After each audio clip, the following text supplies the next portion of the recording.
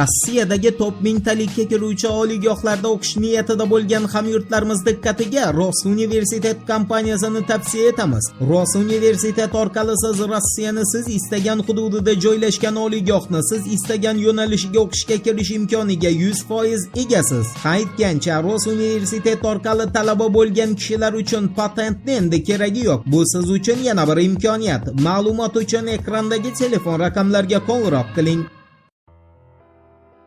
Assalomu alaykum qadrdon muxlis. Siz bilan siz bilgan va kutgan kanal Turfa olam. Strana agentligining axborotiga ko'ra, Vladimir Zelenskiy o'z bayonotida Qo'shma Shtatlar prezidenti Donald Trump bilan Vladimir Putin ishtirokida Amerika Qo'shma Shtatlari hududida 3 tomonlama uchrashuv o'tkazish masalasini muhokama qilganini bildirgan. Zelenskiyga ko'ra, u Trumpdan Putin bilan yuzma-yuz uchrashuv tashkil qilib berishni so'ragan. Biroq Vladimirlarning kenjasi Trumpni bunday 3 tomonlama uchrashuv o'tkazish g'oyasiga rozi bo'lgan yoki rozi bo'lmaganiga aniqlik kiritgan emas. Stranani ta'kidlashicha, Ukraina rahbari Rossiyani kundan kunga jiddiylashib borayotgan javob hujumlari va zarbalaridan qattiq xavotirda. Sababi Moskvaga yoki Rossiyaning qaysidir viloyatidagi infratuzilmaga yo'llagan Ukraina droni Kiyevni yirik yo'qotishlari bilan yakun topmoqda.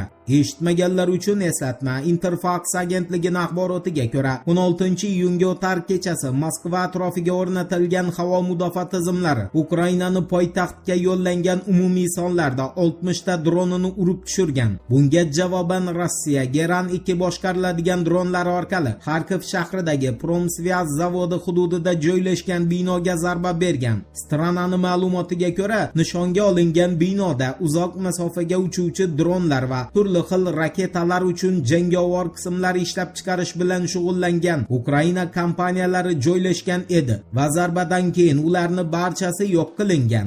Aytgancha, RIA agentligining Rossiya Mudofaa vazirligi hisobotiga tayanib bergan axborotiga ko'ra, 15-iyun kuni Rossiya qurolli kuchlari Donetsk Xalq Respublikasi hududidagi Artyom qishlog'i nazoratini o'z qo'liga olgan va Rossiya havo mudofaa tizimlari mamlakat hududida 16-iyunga o'tar kechasi Ukrainani 172 ta samolyot tipidagi dronni urib tushirishga muvaffaq bo'lgan. Ukrainani 15-iyun kungi barcha frontlardagi bir kunlik yo'qotishlar esa 1245 nafar askar, 453 ta dron, 16 ta tank, 56 ta harbiy zirhli avtomobil va 12 ta artilleriya tizimini tashkil qilgan.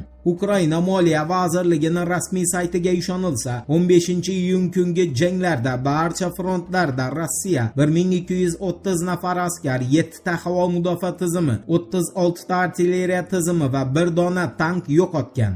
Endi Amerika Qo'shma Shtatlari va Eron o'rtasida allaqachon imzolangan maxfiy memorandumga aloqador shov-shuvli axborotga yuzlanamiz. Diqqat bilan eshiting. Qo'shma Shtatlar vitse-prezidenti J.D. Vance'ni ma'lum qilishicha, Washington va Tehron o'rtasidagi o'zaro kelishuv memorandumi avvalroq raqamli formatda imzolangan. Donald Trump esa uni tafsilotlarini yaqin orada oshkor qilishga tayyorlanmoqda. Amerika Qo'shma Shtatlari vitse-prezidentining so'zlariga ko'ra, hujjatni rasmiy ravishda yuzma-yuz imzolash marosimi juma kuni Shveysariyada bo'lib o'tishi rejalashtirilgan. Buni bilasiz. Ammo Wall Street Journalga ko'ra, hujjatga Amerika Qo'shma Shtatlari prezidenti Donald Trump, vitse-prezident J.D. Vance va Tehron nomidan ishtirok etgan Muhammad Boqir Kolibov allaqachon imzo chekib bo'lgan. Memorandum imzolangani haqidagi xabarlar ortidan Benyamin Netanyahu ham video murojaat bilan chiqqan. Benyamin Netanyahuning ma'lum qilishicha, Isroil o'z nazoratiga olgan xavfsizlik hududlarida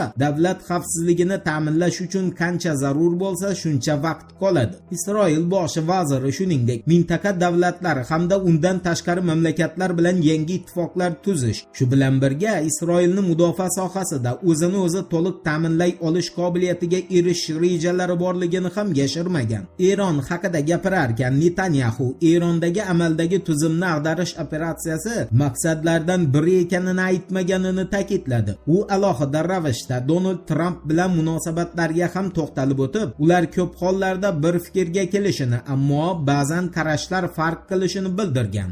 Endi Yevropa diplomatiyasi rahbari Kaja Kallasni Xitoyga qo'ygan ayblovga o'tamiz. E'tiborli bo'ling. Reuters agentligining xabar berishicha, Yevropa ittifoqi Rossiya armiyasi harbiylarini tayyorlashda Xitoyning ishtiroki haqidagi ma'lumotlarni tasdiqlaganini ma'lum qilgan. Kaya Kallasning aytishicha, Yevropa ittifoqi Ukrainada jang qilayotgan rossiyalik harbiylarga xitoylik instruktorlar ta'lim bergani haqidagi xabarlarni tasdiqlagan. Uning so'zlariga ko'ra, nima emish, Yevropa ittifoqiga a'zo davlatlar tashqi ishlar vazirlari mazkur faoliyatga aloqador bo'lgan qator tuzilmalarga qarshi sanksiyalar joriy etishga kelishib olgan. Kallasning bildirishicha, 2025-yilda 200 nafar rossiyalik harbiy Xitoyda tayyorgarlikdan o'tgan va ularning kamida bir qismi keyinchalik Ukrainadagi jangovar harakatlarda ishtirok etgan. Ta'lim jarayoni harbiy hamkorlik to'g'risidagi kelishuv asosida amalga oshirilgan bo'lib, u Xitoy harbiylarini Rossiyada o'qitilishini ham nazarda tutgan.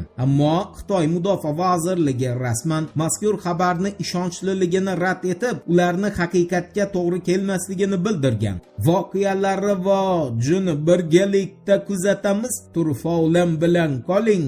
Siz kutgan kerakli ma'lumotlar hali oldinda.